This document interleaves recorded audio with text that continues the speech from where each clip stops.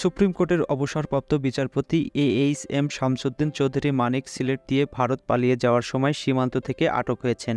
এরপরই আটকের আগে ও পরে এর কিছু ভিডিও সামাজিক যোগাযোগ মাধ্যমে ছড়িয়ে পড়েছে। ভারতে পালানোর সময় বিজিবির হাতে আটকের পর জিজ্ঞাসাবাদ করা হচ্ছে সাবেক বিচারপতি মানিককে।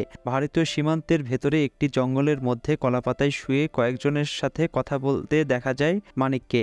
এই সময় তার সামনে অবস্থান করা লোকদের বিচারপতি মানিক বলছেন, আমি তোমাদের পয়সা দিয়ে দেব, পয়সা আমি দেব, আমার ভাই বোন দেবে। জবাবে তার মধ্যে একজনকে বলতে শোনা যায়, আমাদের পয়সার প্রয়োজন নাই, আমরা আপনার সেফটির জন্য এসেছি। এদিকে সামাজিক যোগাযোগ মাধ্যমে ফেসবুক ছড়িয়ে পড়েছে আটকের পরের একটি ভিডিও ক্লিপ। সেই ভিডিওতে বিজিবির সদস্যরা নানা বিষয়ে তাকে জিজ্ঞাসাবাদ করেছেন। কি নিয়ে পালাচ্ছিলেন বিজিবি সদস্যদের এমন প্রশ্নের জবাবে বিচারপতি মানিক বলেন, আমার সঙ্গে ছিল ব্রিটিশ পাসপোর্ট, বাংলা পাসপোর্ট, নগদ কিছু টাকা, ডেবিট ও ক্রেডিট কার্ড। এই সময় পাশ থেকে একজন জানতে চান, আজকে আটকের সময় আপনার সাথে কি ছিল?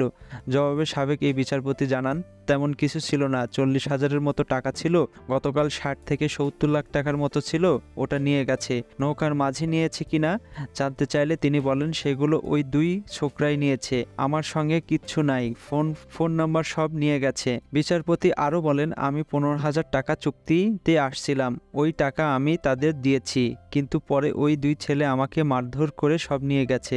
এই সময় কয়েকজন তাকে জিজ্ঞেস করেন, আপনি পালিয়ে যাচ্ছিলেন কেন? তখন বিচারপতি মানিক বলেন, প্রশাসনের ভয়ে পালিয়ে যেতে চাচ্ছিলাম। তখন অপর পাশ থেকে জিজ্ঞেস করা হয়, আপনি তো অনেক জুলুম করেছেন।